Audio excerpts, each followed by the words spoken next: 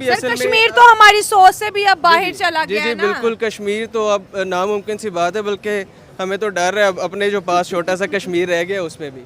और दूसरा ये भी एक रूस को भी अपने ना बैकफुट पे आने के लिए कोई एक स्ट्रॉन्ग स्टांस चाहिए था, ठीक है। और उसका इंडिया के साथ बहुत अच्छा एक तजारती वो ताल्लुक बॉन्ड है हाँ, बिल्कुल। तो वो इस चीज़ को कैश करेगा और वो खुद पीछे हटेगा।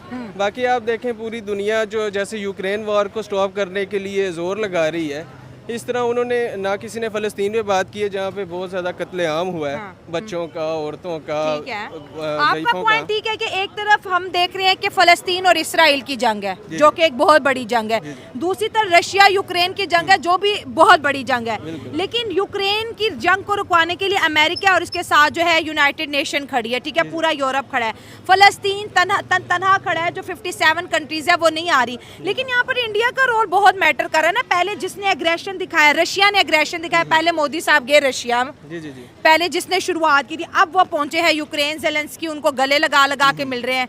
हालांकि वॉर जोन में कोई भी पीएम नहीं जाता। बिल्कुल बिल्कुल, वॉर जोन में अब जैसे हमारे एक दफ़ा पीएम, अभी वॉर शुरू नहीं हुई थी, वो रशिया पहुंचे हैं और फिर वॉर शुरू हुई थी और फिर हमारे यहाँ पर हुकूमत गिर गई, उसी की सैंक्शन लगे में इतना $मिलियन फाइन पड़ा था अमेरिका जी की बिल्कुल। तरफ से। हाँ। तो ये सब अभी मैंने आपको बताया ना कि वो रशिया ने पीछे आना है, एक कदम जो है वो स्टेप बैक जाना है, ये वॉर ख़त्म होनी है, क्योंकि वॉर जो है वो किसी भी इकॉनमी के लिए बिल्कुल डिजास्टर ठीक है। हाँ, तो उन्होंने भी बैक आना है, उनको भी एक स्ट्रॉन्ग स्टांस चाहिए। और वो जाहिर सी बात है, इंडिया और रशिया के बहुत ज़्यादा तजारती ताल्लुकात हैं आपस में, तो वो इसको एक जवाब बनाएंगे कि इंडिया आया और उसने हमें ना सुलह करा दी। सर यही पॉइंट आपसे लेंगे, जैसे उन्होंने कहा कि इंडिया और रशिया के ताल्लुकात बहुत अच्छे हैं, यूरोप नहीं रोक सका रशिया को। अगर मोदी साहब दोनों कंट्रीज़ की जंग रुकवा दे, जैसे खबरें आ रही हैं कि वो जंग रुकवाने गए हैं, और रूस ने कहा कि मैं कोई फायर नहीं फेंकूंगा, मैं कोई मिसाइल नहीं कहूँगा जब तक वहाँ पर मोदी साहब हैं।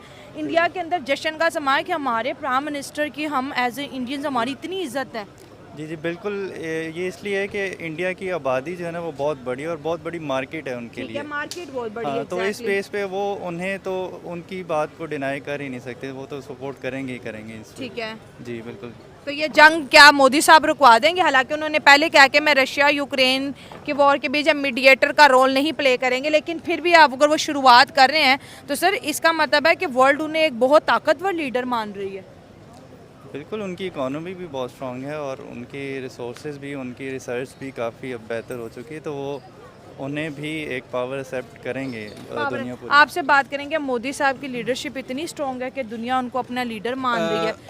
अपनी कौम के लिए तो मोदी मेरा ख्याल है एक बेस्ट